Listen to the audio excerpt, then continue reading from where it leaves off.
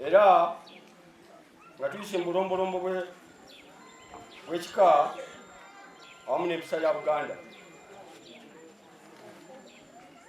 N'olwekyo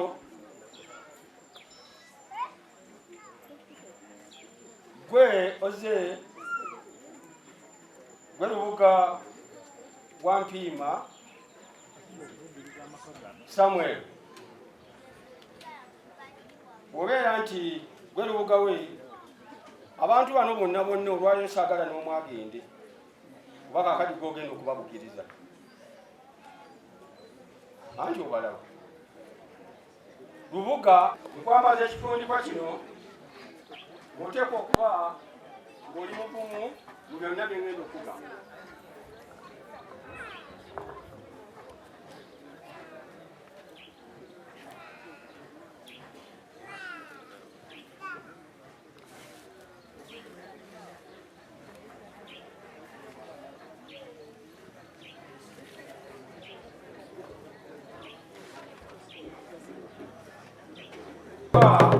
Oli musajja nga kitaawe yali oteekwa nga lukwawula ku baana banno era nga gw'omu agenda okuuma abaana banno bakati okuusa kitaawe.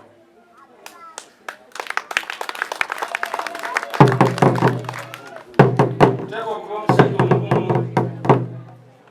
omusajja ateeruma ntama, okutwala banno obulungi n'okuwuliriza buli nsonga zonna.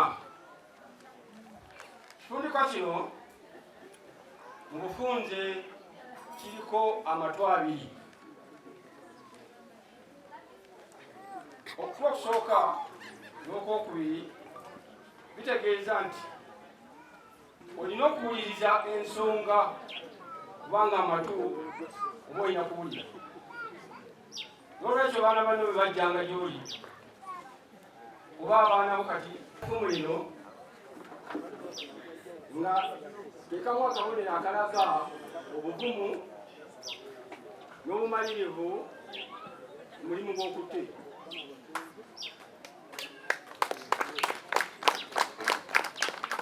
Effumu eryo lirina amakulu nga bw'oliraba bw'oti wakati wano tusooka okulaba olulimi ne tulaba oludda luno luliko obwogi n'erudda eriyo obwogi. Buli ajja olina okumukuŋŋaanya ne mubeera nga tuli bumu. Nsuubira nti bonna abali wano bonna essaawa eno tekyali wa Ngabi, tekyali wa Mpologoma, tekyali wa Kiwabula, bonna abali wano bampeewo. Olw'ensonga eyo nga bw'okuŋŋa abantu bano bakuŋŋaanye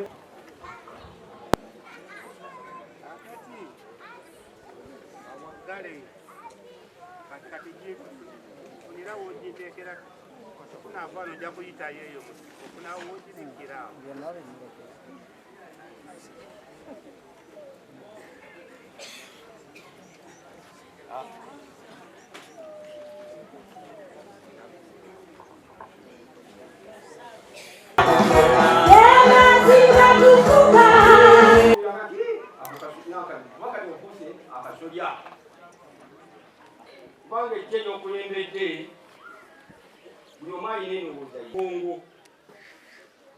Naye omugongo bw'oba oguwese manya nti oba owese banno.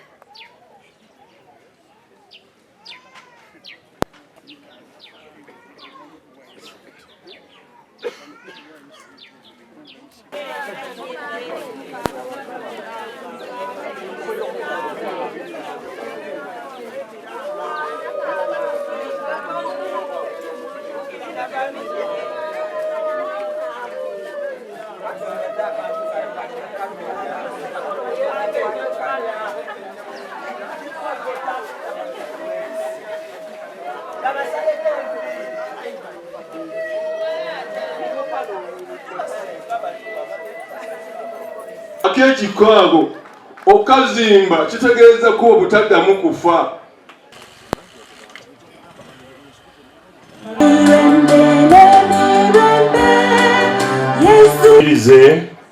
twanirize fufa president owaffe wa Uganda Edgar Watson abawagizi ba villa bayagala ennyo eyabireka obufugi bwebitakola ki omukono kyayagala kyakola kyayagala kyayogera bwayagala bweyisa buli kimu kyayagala zikiriza Katonda Kitaffe ayinza byonna omutolole omulanga tuseeko bukira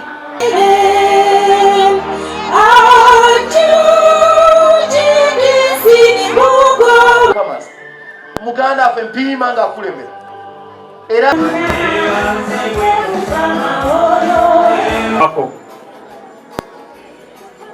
to him, why don't we do this for the next 1 month?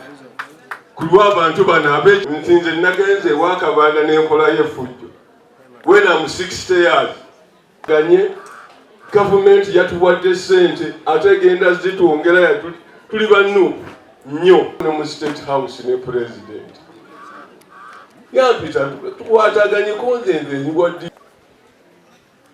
Elisa Mukasankoyo owokuna nze ndi mu Anglican ndi mu Anglican Church of Uganda.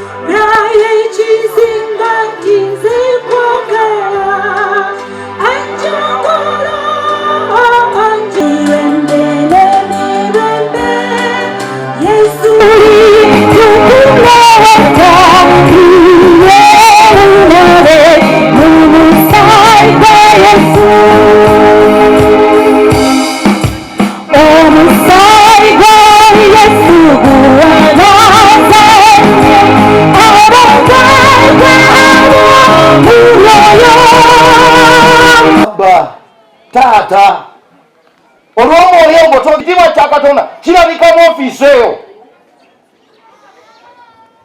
naye emirundi egisinga ogenda okulaba ng'omuntu okutya kwamumamira n'ebya Katonda abyerabira akola ebyabalala bye bamukola ki byomugamba. Mukama yebazibwe, Mukama yebazibwe, Yesu yebazibwe. N'olwekyo tuteekwa okutambula ng'abaana. Mukyala gwe mwami gwe oteekwa okumanya gy'otambula ng'omwana wa Katonda ng'oluŋŋamizibwa omwoyo nga tokola ebyo ebitanyuma mu maaso g'abalala nga tokola ebyo ebyesittaza mu maaso g'abalala wabula ng'okola ebyo nga Katonda bw'asiima. Mulabe mutunule olujja luno.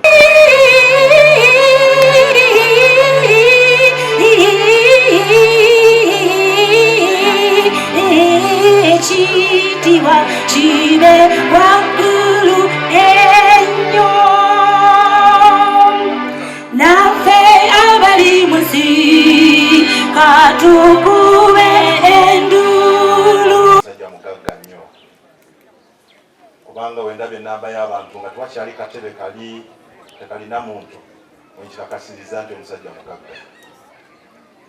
Obugagga obw'abantu bwe yatugambanga yatugambanga obugagga bw'oku nsi ye muntu gw'oli naye bw'osobola okuwuliziganya naye.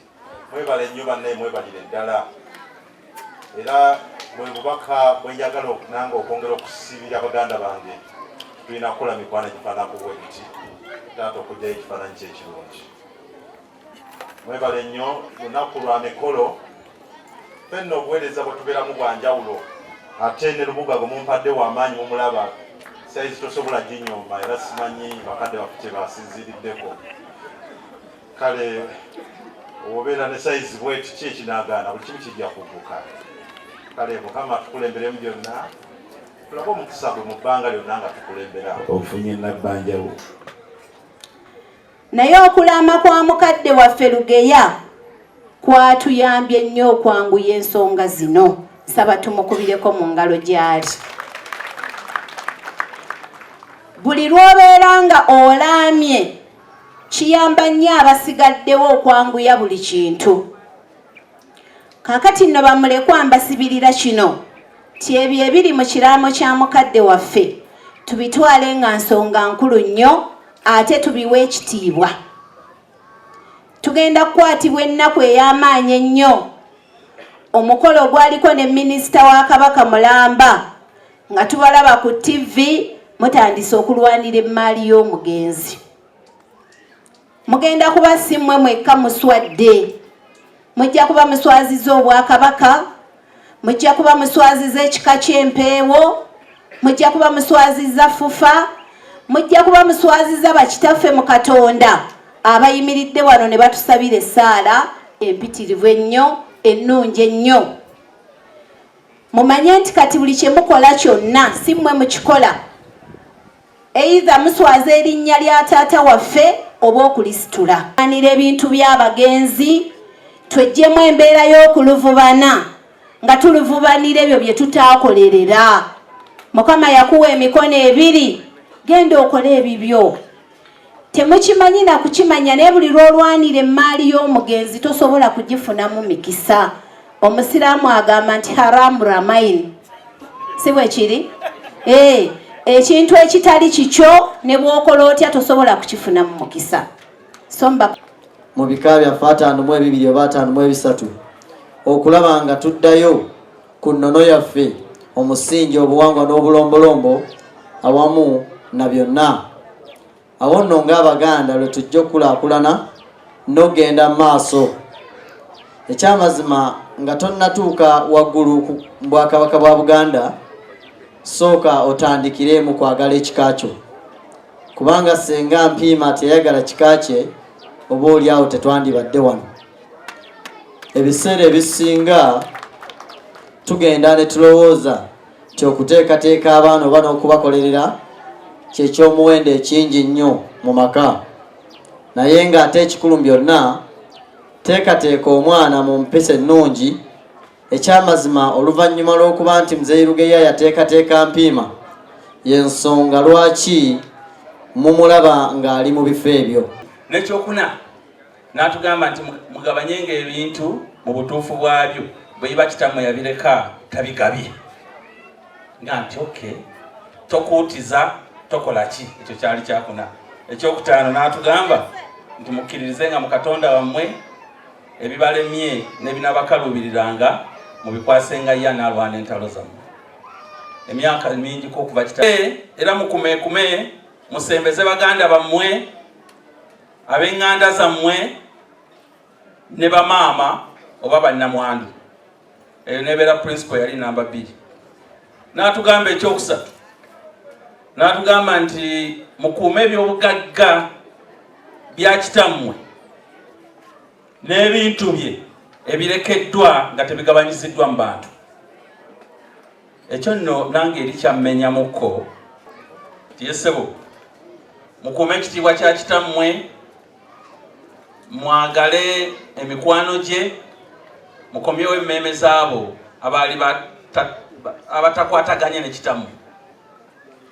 Principles ali waffe eno ziyinza obutakola bwe biba tebikola, naye twabikwata kuba senga waffe n'asuuga yabituyimbisanga buyimbisa. Temu okwetunuliranga kampuni ezeegatta zikole kampuni gaggadde nga bwe Bwakabaka bwa Buganda, zibe n'ennono ezitambuza amakampuni agatambula era agakula.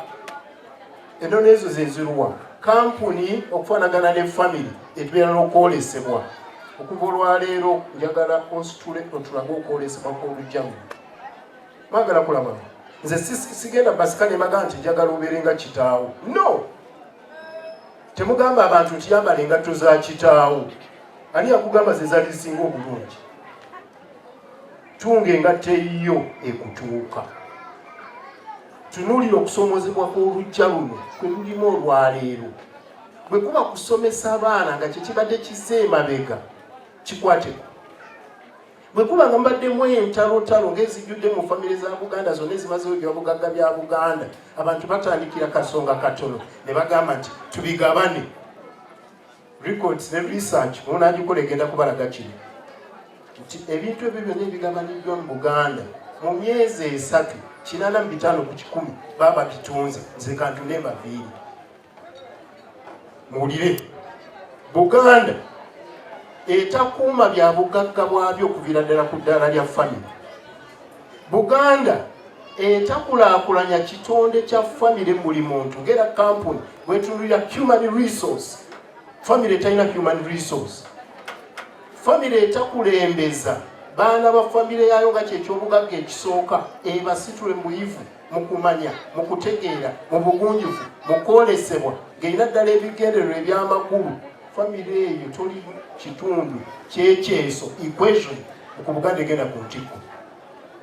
Famire ya Buganda entakuuma ttaka lyayo abali bagulako balitwala